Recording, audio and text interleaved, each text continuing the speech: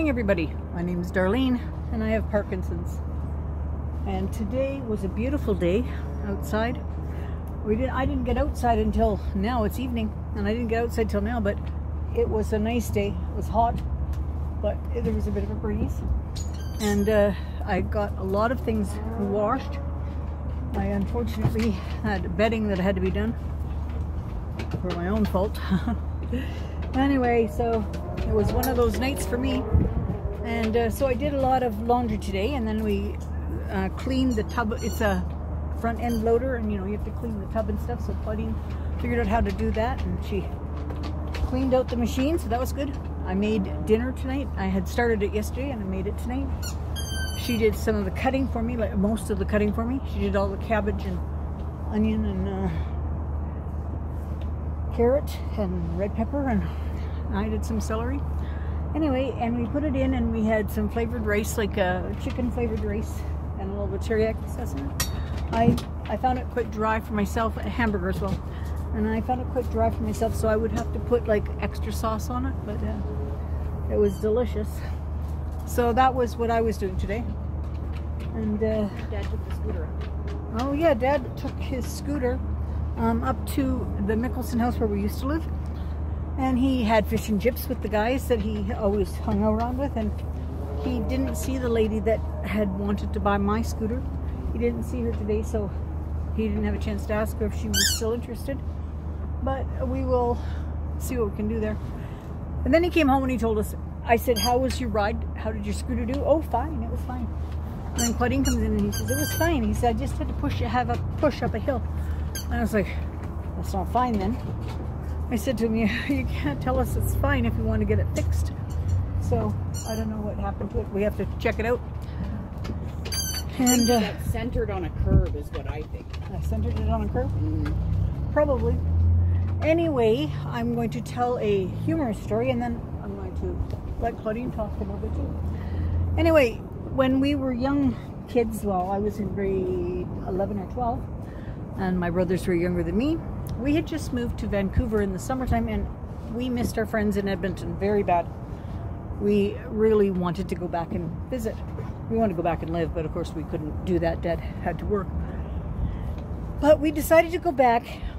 I think it was just after Christmas or something, and it wasn't for Christmas, but it was just after Christmas.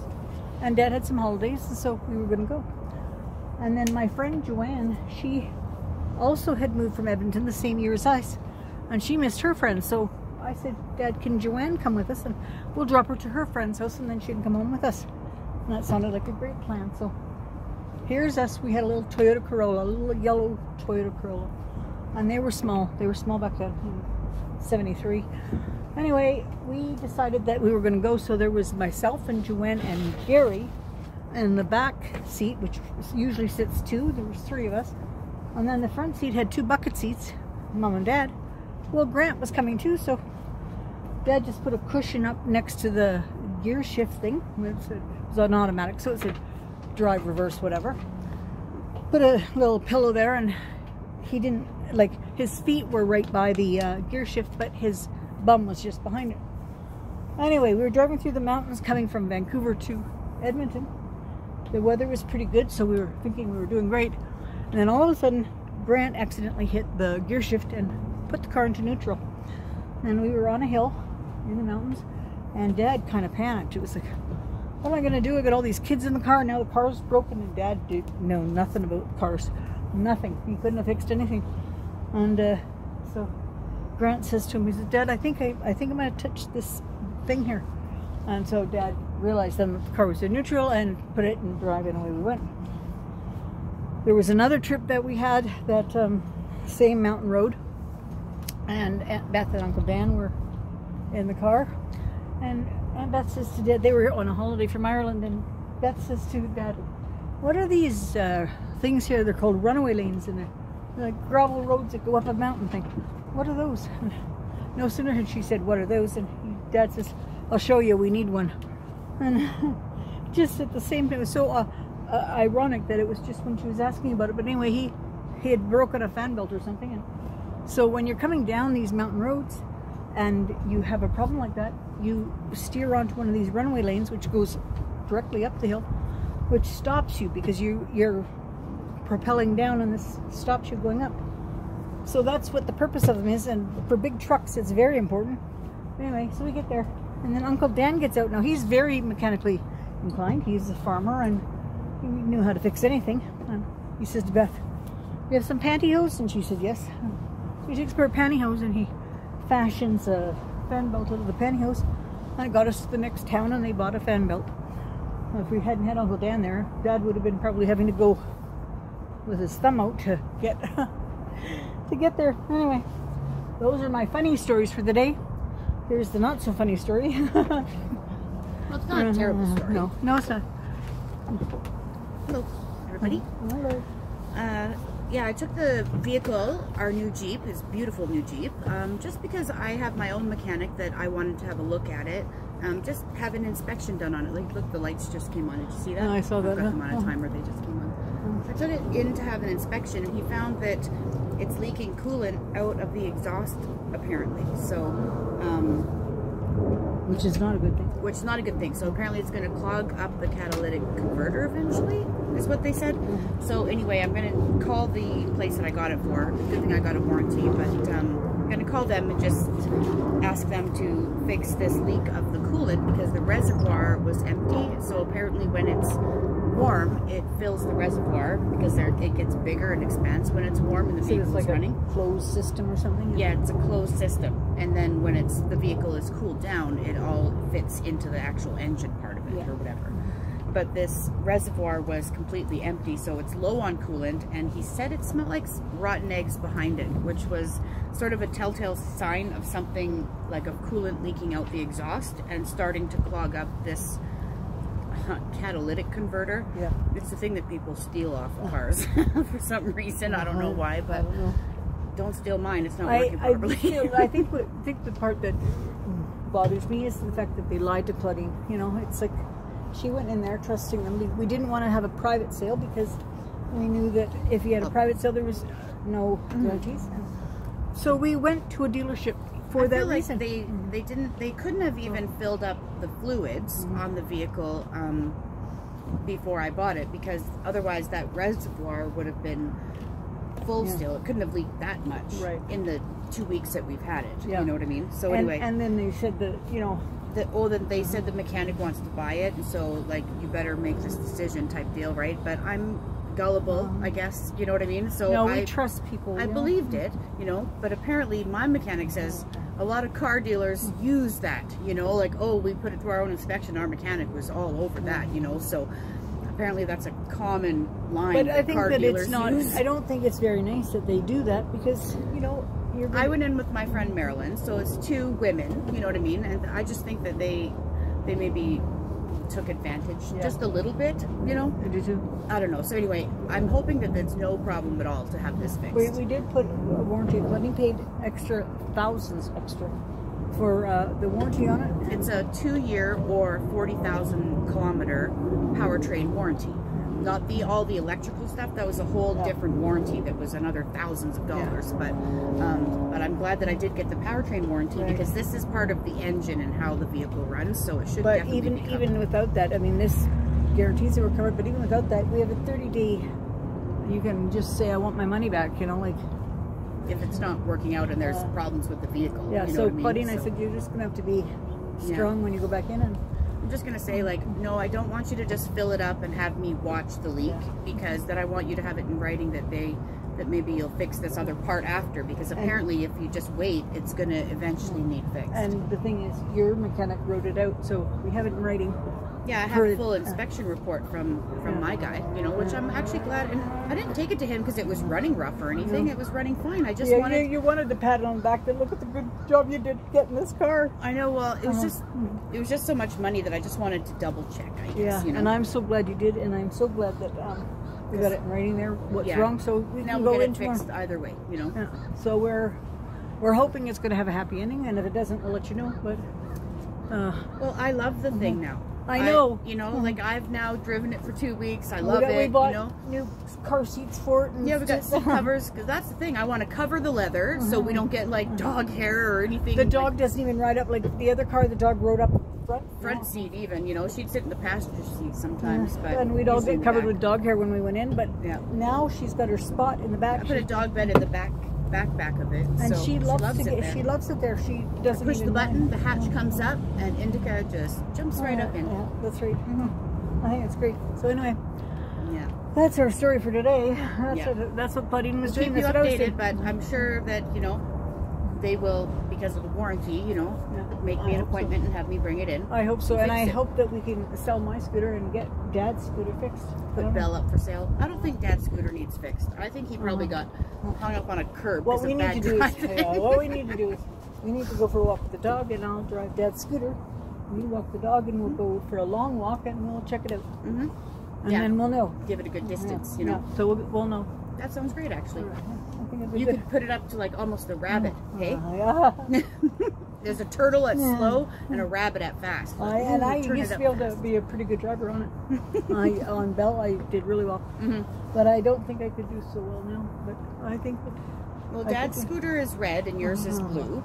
But the red one just has bigger shocks. So it sort of is better for curbs and outdoors. And the fact better that tires. Dad's a little bit bigger than what I am. And, you know, a little bit bigger. No, a lot bigger.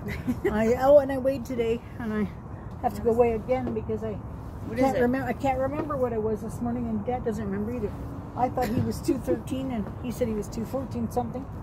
Dad has really maintained. Yeah, he has. That's all through chemo. He's been 213 basically the whole time. And I was either 128 or 129, and I don't know if it was 0.4, 0.7, 0.9. Yeah. So I have to step on the scale again and just weigh myself again. Yeah.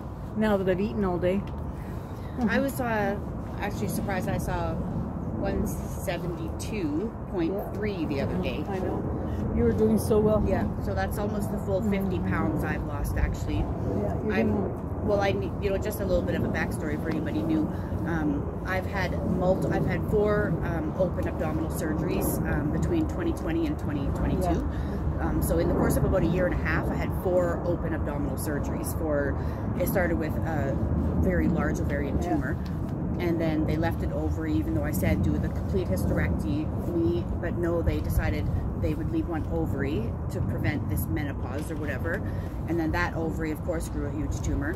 And then I had that removed. And then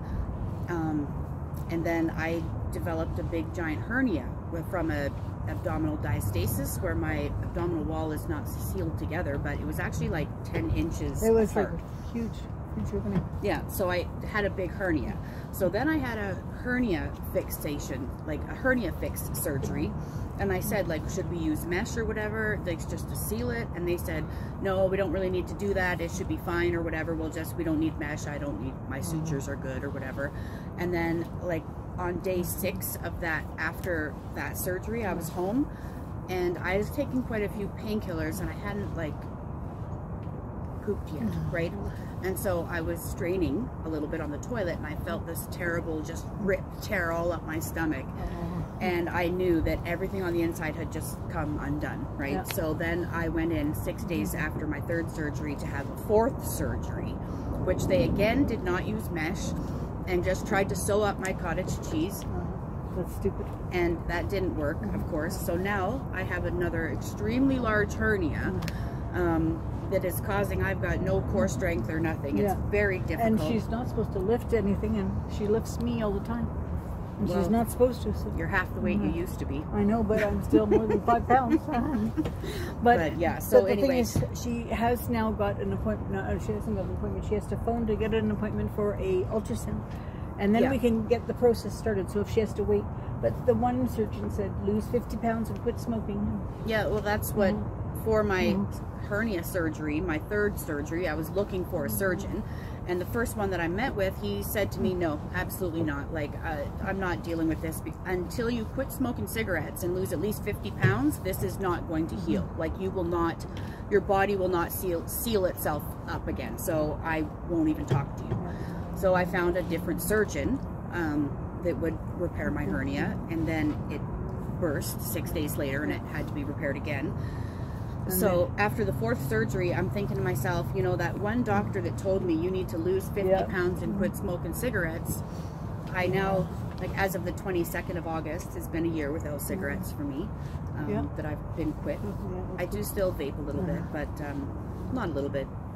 I do vape, I would say. Yeah, but that's different than smoking. But I'm not a slave to the vape like I was to the cigarettes. It's a little different. And I don't smell as bad. Yeah. But, and then the weight loss was with the Ozempic. I started at 221. And so now being down to like, it's probably 171 now. That was a few days ago I looked at that. And I feel really It's happy. the full 50 pounds. But the thing is, she doesn't have as much loose skin as I do because she has this big hernia thing that's just poking out. So when that goes, then the loose skin will be there, so they'll maybe be able to use it to tuck it all in. Maybe someday I'll be brave and take a picture of it for you guys or something. But, mine is really ugly. My skin is really ugly, and I've got this.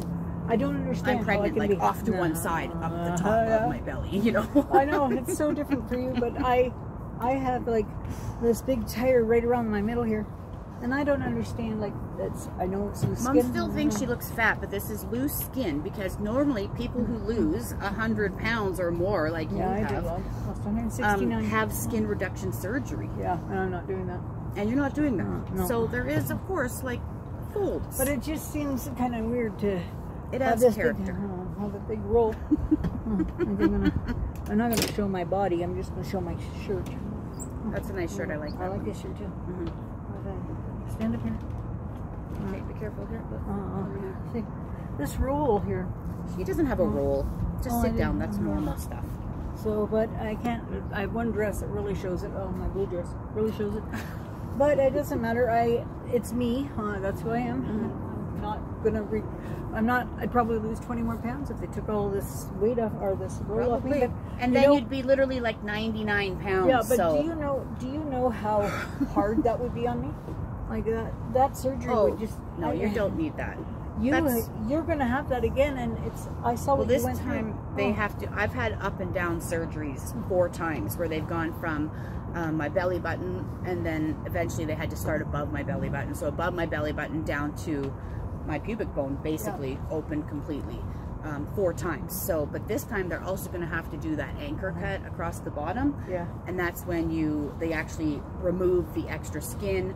They're going to put in the mesh, sew it all together. At least this is my plan. Like, I'm not a surgeon, but I've watched enough things and learned enough from. And you know what? You're not afraid to talk.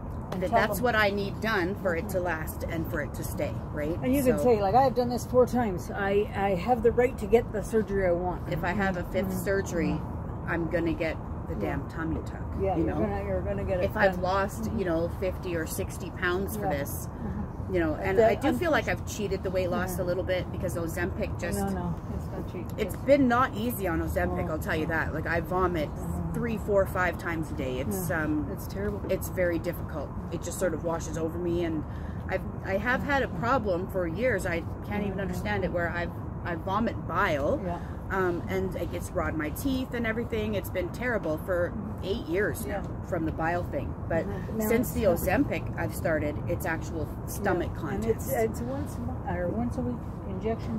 Yeah, it's a once a week injection. I take 1 milligram. And the thing is, if you take milliliter. If you take the injection at the beginning of the week and it lasts the week, you know that you are going to be very sick at the beginning of the week when you take it. Yeah, you probably have to talk louder. Okay, yeah. So you're going to be very sick with that, and it's hard because I watch you being sick and you can't do anything about it, and you don't eat much. Like, she doesn't eat very much. I still love food, though. That's my whole problem. I want to soothe myself with food and binge, but my stomach will literally just absolutely reject it. But it's funny because I've been fat my whole life, and when I lost this time because of sickness, I lost all this weight, and now I'm having trouble putting a little bit on to maintain health.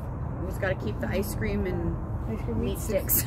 Ice cream, meat sticks. But the thing is, I know that I'm not healthy, so I want to eat proper meals. But I don't eat very much either, so. Unless it's ice cream, and then I have a humping bowl of it. You know what? We both gained 5 pounds the week that Gary was here, I think. I know. You know? He cooked it was so such much. a wonderful week, and oh my God, the food was just amazing. so Yeah, good. Oh. so it would be a little more difficult, but I'll tell you, I do still crave food and love food, but my body is just rejecting it right now. So as long as I keep extremely small portions, We also have a I'm okay. problem. I think they call it body dysfunction or something. I don't know. dysmorphic disorder, maybe. Yeah. Because we look in the mirror and I don't see. Mom still sees herself as fat, I see even fat, though she's lost 169 pounds. 169 pounds. 291 to 122. And Yeah, then I was gonna say 170, but I thought, no, that sounds huge. That's not right, but it is right. She's lost 170 pounds, and that's what I weigh right now. Okay, she's lost me. But the thing is, I never thought of it like that. No, I know. But the thing is, people tell me, you know, you're very thin, but I see this fat thing here. But when you look at her arms, look at her bony arms. There's you can see the bone right in there. And my feet, ankles, nothing. You know what we got to do? What? Just keep swimming. Just keep swimming. Yeah. We have got to just keep swimming. So anyway, we also have to let these people go. We're going to go to bed. Thank you, people, for joining us today. And joining my mom every day. yes, and tomorrow I will be doing What's Monday, tomorrow? Saturday. So Tomorrow's Saturday, the weekend. So no, I don't make it Monday. Reboot. That's Sunday. So tomorrow I'll just be having the video again, and then make it Monday. I'm going to make a cherry chip cheese bar that I saw on Cherry chip cheese bar. Sounds good. and I saw it on Crazy But Not Dangerous channel. And I've been enjoying watching her her as well. name's Shirley Vaughn, and she's really funny. Yeah. Go check her out. That's a good time. Crazy But Not Dangerous. Crazy but not dangerous. Which is pretty much us too. That's you us know, too. that's how we feel someday. I know, Definitely huh? crazy, not dangerous. Don't worry. One of the subscribers called us the Canadian version of Lucy and Ethel, and I just laughed at that. I thought, like Lucy and Paul. Which one of us is Lucy and which one is Ethel? I don't know which one is which. You know, as soon as you say the name Ethel, I think, don't look, Ethel! Yeah, don't look at them. Yeah, it's really Stephen. All right, we're going to let you go. Thanks for watching. See you tomorrow. See you tomorrow. Bye-bye.